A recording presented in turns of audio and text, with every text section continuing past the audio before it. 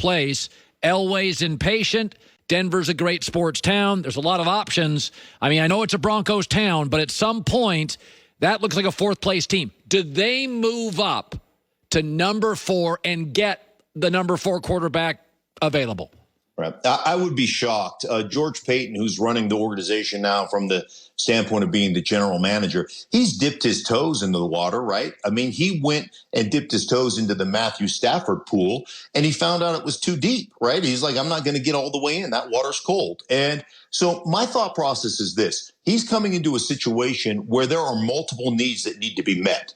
And you look at what San Francisco gave up to go up to number 3 overall. They gave up, they swapped 3 for 12. They gave up 2 more first rounders in the upcoming drafts and a third rounder. And I believe that I've seen George Payton now living here in Denver kind of dip his toes in the quarterback market a little bit. Whether it was, let's kick the tires on Sam Darnold. Let's kick the tires on Teddy Bridgewater. Let's jump in a little bit into the Matthew Stafford pool. I think what he is looking at is saying, hey, listen, man, I don't want to move up and have to give up all that capital when we're still 2 or 3 years away from building a roster that can be competitive in our own division with Kansas City, with what the Chargers are doing right now and Herbert. Like, I just don't believe that I think he's more apt to trade out of 9 and move down and collect more picks than he is to move up to number 4 to go get a quarterback. Here's the other thing. If you don't know who San Francisco's taking, this is how you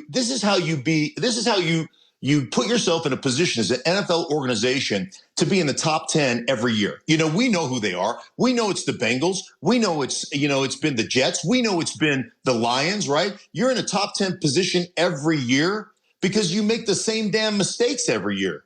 You think one player is going to fix you. You think you're one player away. He looks at the roster and says, man, we have to build a roster and create a window where we can be competitive in our own division. And we're not going to do that with just picking a quarterback and giving up all that draft capital down the road. So I just don't believe he's going to do that. By the way, Aaron Rodgers on Jeopardy, was he sending a signal to the organization, or is he just a smart guy that likes the smart show? He's a very smart guy. That I tell you what, he's a very intriguing player to me, a very smart guy, and one of those guys who does cover warts, and he can do whatever the heck he wants to do. So good for him, man. There's the dynasty that never was, right? The Green Bay Packers. You think about 30 years between Favre and between Aaron Rodgers, and they've got 2 championships combined. Yeah. Boy, what a major fail that is. But he's great. I ended up watching that show last night. I'm a big Aaron Rodgers fan. I don't know if you know that. I knew you like him a lot. Yeah. He doesn't absolutely. He doesn't like me. It's very unfortunate. Most people do. I would say that if he ever had some time just to spend with you, he would find you. He would find you like you are like the most interesting man. You're like that commercial. No, if he just spent some time to get to know you. Yeah. I like to think that. Well, who knows? All right, Schlereth, good seeing you. Likewise, buddy. Take care, man. See you soon. All right, Mark Schlereth. Good stuff. Joy with the news. No. Turn on the news. Will fix it for us. I mean, it's such a flawed way of thinking that you're just going to get a different quarterback and all those things will be fixed. I think about quarterbacks in this general terms of covering warts. We have been sold this bill of goods that if you get a quarterback, you just cover a bunch of warts. So I think there are 3 or 4 quarterbacks in the league that cover warts. The rest of the quarterbacks in the league expose your warts. Right? There's Aaron Rodgers, there's Patrick Mahomes, there's, Russell Wilson. Everybody else just exposes warts. Yeah. And so I don't you were talking about the game last night, watching the physical whooping. That it reminded me of my dad. We call my dad poolside. My poolside would say, when I get a little feisty as a kid, he'd go, "You need to step behind the barn with me? Like, you want to go behind the barn? Because we can get it done back there, right?" It was a physically dominant performance by Baylor, and I think of the NFL that way. Everybody just thinks that you can get a quarterback and you can fix things. Show me the team that dominates the line of scrimmage, both offensively and defensively, and I'll show you a team that wins, very much like what Baylor did to Gonzaga last night. So I think that we have been sold this bill of goods that any quarterback will fix your problems. Most quarterbacks just expose your problems. They don't fix them.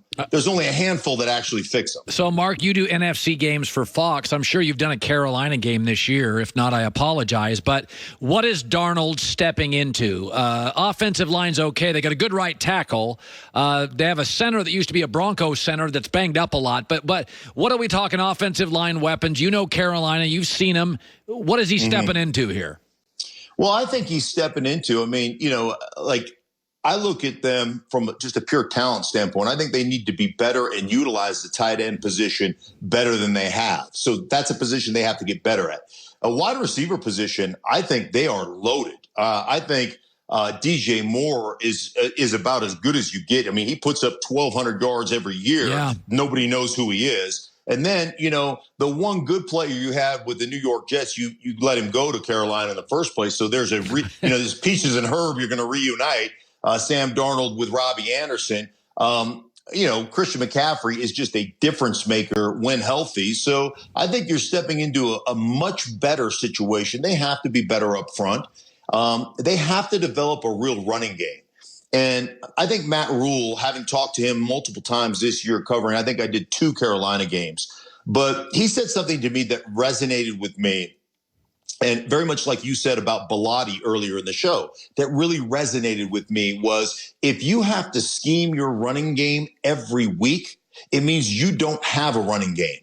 And so what that means is if you don't have a set of tenets, if you don't have a belief in something, this is who we are, this is what our identity is. And when we're in a critical situation, when everybody knows, hey, we're running the ball, you have to be like Globo Jim, from Dwight Goodman. We're better than you, and we know it. You got to say, we're going to line up. We're going to run 19 handoffs strong, and damn it, we're going to cram it down your throats, and there's nothing you can do about it. When you get into the red zone, when you get into short yardage situations, that's something that they have to develop that they haven't had. So, but I believe from just a pure weapon standpoint, they've got some unbelievable players out there to really take some pressure off of Sam Darnold. So Atlanta has the number 4 pick. We presume the Jags, Jets, and Niners take quarterbacks. That's almost a certainty. Atlanta doesn't need one. They are now acknowledging through various reports, we're taking calls.